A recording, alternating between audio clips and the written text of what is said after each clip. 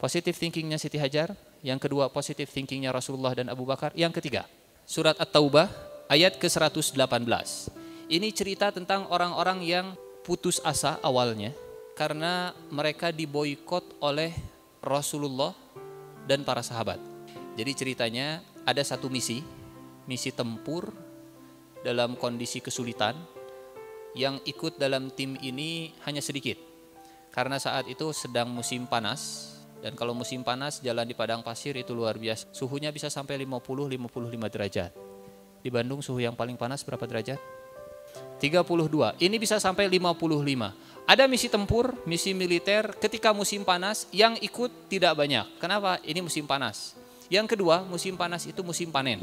Musim panen korma. Jadi panen korma itu di musim panas, bukan di musim dingin, bukan di musim semi, bukan di musim yang lain. Jadi banyak orang yang tidak ikut karena mereka tidak mau panas. Yang kedua, karena mereka tidak mau korma-kormanya itu busuk. Karena kalau mereka pergi, tidak ada yang memetik korma, mereka pulang, kormanya keburu busuk di pohon.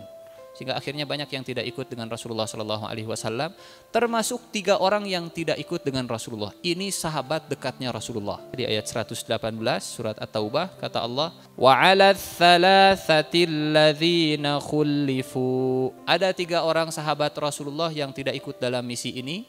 Rasulullah pulang, selesai dari misi ini Rasulullah pulang. Ketika pulang masing-masing datang ke Rasulullah. Ya Rasulullah, mohon maafkan saya nggak ikut karena alasannya ini.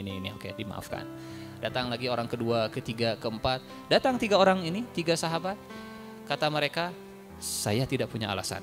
Alasan saya tidak ikut sebetulnya hanya karena masalah korma.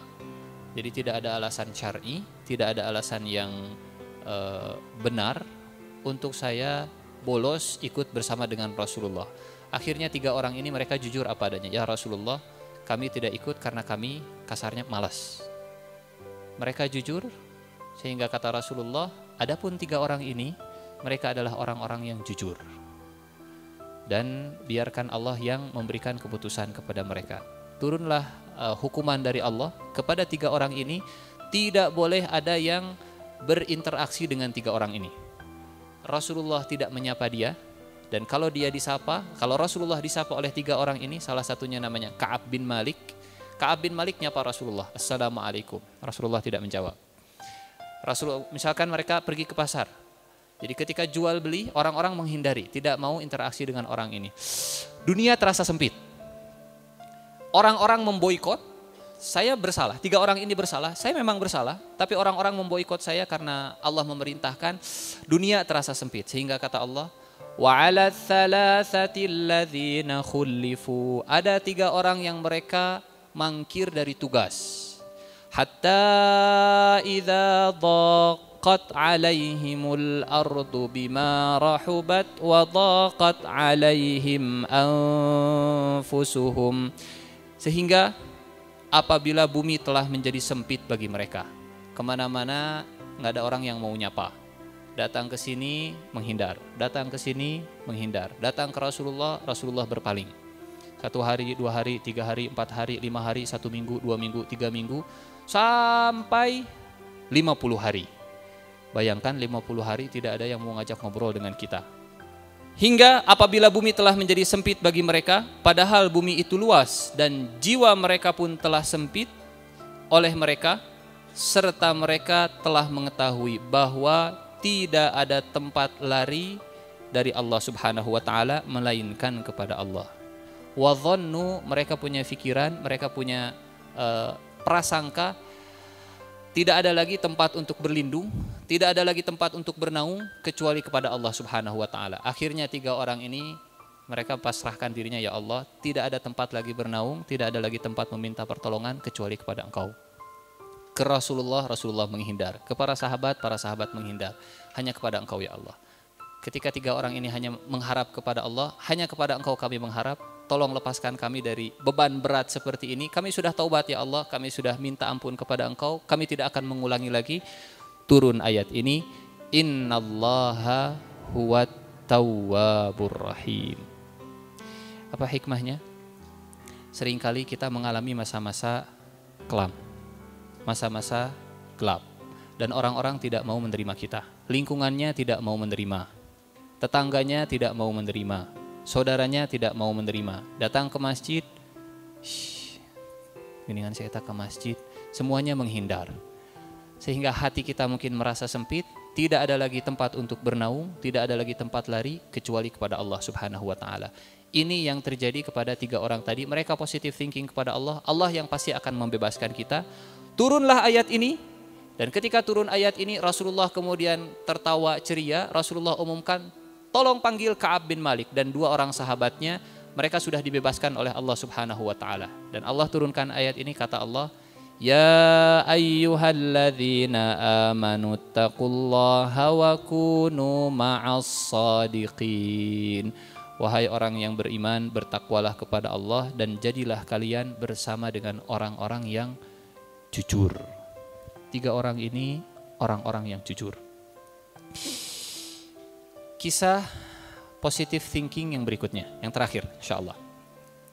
Positive thinking yang pertama dalam masalah rezeki. Saat rezeki kita sempit, kita tetap berusaha, tapi tetap hasil datangnya dari Allah. Positive thinking yang kedua, saat kita berada dalam masalah keamanan, dikejar-kejar, ada musuh dan seterusnya. Positive thinking tempat bergantung kepada Allah Subhanahu wa taala. Positive thinking yang ketiga, kalau kita berdosa, tidak ada yang mengajak interaksi, kita kembalikan kepada Allah. Ya Allah, saya sudah taubat, saya sudah sungguh-sungguh kembali, hijrah, saya tidak akan mengulangi.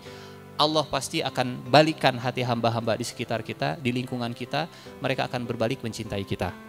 Positive thinking yang keempat, ini yang luar biasa. Ada sahabat namanya Anas bin Nadhr. Ada Anas bin Malik, ada Anas bin Nadhr. Anas bin Nadhr ini punya saudari perempuan namanya Rabi'ah binti Nadhr. Rabi'ah binti Nadhr, Anas bin Nadhr ini termasuk keluarga yang kaya raya, keluarga terhormat, darah biru dan seterusnya. Mereka punya pembantu, mereka punya budak, dan sahabat Anas bin Nadhr, Rabi'ah binti Nadhr, budak mereka suatu hari bikin Rabi'ah marah, bikin kesalahan, kemudian Rabi'ah marah, dan Rabi'ah karena emosi kemudian menampar, memukul mulutnya budak tadi sampai giginya patah. Giginya patah. Si budak ini datang ke Rasulullah, kata budak tadi, Ya Rasulullah, saya ingin supaya Rabi'ah dikisos, dibalas. Apa balasannya? Karena gigi saya ini patah, saya ingin gigi Rabi'ah juga dipatahkan. Akhirnya dipanggil Anas. Anas, sini. Tuksarusin nur Rabi'ah. Anas, ini ada aduan. Delik aduannya, pengaduannya, gigi budak ini patah. Patah gara-gara pukulan Rabi'ah binti Nadhr. Maka mau tidak mau Rabi'ah pun giginya harus dipatahkan. Kata Anas, Ya Rasulullah, atuksarusin nur Rabi'ah? Ya Rasulullah, apa Rabi'ah giginya akan dipatahkan? Rabi'ah ya Rasulullah. Rabi'ah berasal dari keluarga Nadhr ya Rasulullah. Atuksarsin nur Rabi'ah? Kata Rasulullah, al-qisas ya Anas. Balasan yang adil ya Anas. Gigi dengan gigi, hidung patah dengan hidung patah. Qisas. Kata Anas, Ya Rasulullah, atuksarsin nur Rabi'ah? Kata Rasulullah, al-qisas ya Anas. Balasan yang seimbang, yang adil itu sama-sama. Patah gigi, gigi lagi. Akhirnya Anas bin Nadhr pergi ke budak tadi.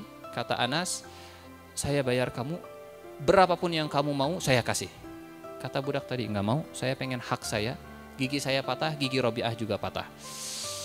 Enggak mau dibayar uang. Akhirnya, ya sudah kalau gitu tolong maafkan Rabi'ah.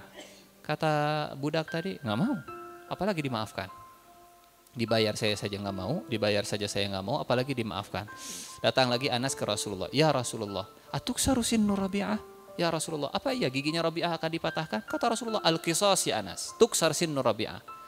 Dipatahkan giginya Rabi'ah. Dalam kondisi seperti ini, Anas bin Nadhr kemudian menggunakan ibadah kita pada malam hari ini. Namanya ibadah positive thinking kepada Allah. Kata Anas bin Nadhr, Wallahi lan tuksarasin Rabi'ah ya Rasulullah. Demi Allah, giginya Rabi'ah tidak akan dipatahkan. Bukan nantang Rasulullah ini. Demi Allah, giginya Rabi'ah tidak akan dipatahkan ya Rasulullah. Anas dengan yakinnya, dengan positive thinkingnya, giginya Rabi'ah tidak akan dipatahkan ya Rasulullah. Tiba-tiba datang Rabi'ah. Kata Rabi'ah, Ya Rasulullah, saya maafkan Rabi'ah. Rasulullah kemudian tersenyum, kata Rasulullah, Inna min ibadillah man law aqsama 'ala Allah la abarrah. Ada di antara hamba-hamba Allah yang kalau dia bersumpah atas nama Allah, Allah pasti akan mewujudkan sumpahnya. Ketika Anas mengatakan, gigi Rabi'ah tidak akan dipatahkan. Saya yakin Allah tidak akan membuat itu terjadi. Apapun caranya, Allah tidak akan membuat itu terjadi. Datang Rabi'ah, ya Rasulullah, saya maafkan Anas. Saat misalkan kita bersalah, kemudian kita ingin bebas, kita sudah minta maaf, kita sudah berusaha, kita sudah segala macam, kemudian masih belum juga dimaafkan, satu-satunya harapan hanya kepada Allah Subhanahu wa ta'ala. Positive thinking hanya kepada Allah. Ini ibadah yang luar biasa. Ibadahnya ibadah hati, bukan ibadah fisik. Tidak ada gerakan khusus untuk husnudzon, tidak ada gerakan khusus untuk positive thinking. Semuanya dilakukan dengan hati. Dan kalau misalkan ibadah hati ini sudah kita kerjakan, ham akan hilang, galau hilang, hazan sedih akan hilang. Saat kita positive thinking kepada Allah, kita akan selalu punya pikiran semuanya selalu ada baiknya. Selalu ada kebaikan di balik sebuah peristiwa. Dan selalu Allah menyiapkan yang terbaik kepada kita. Husnudzon, positive thinking kepada Allah.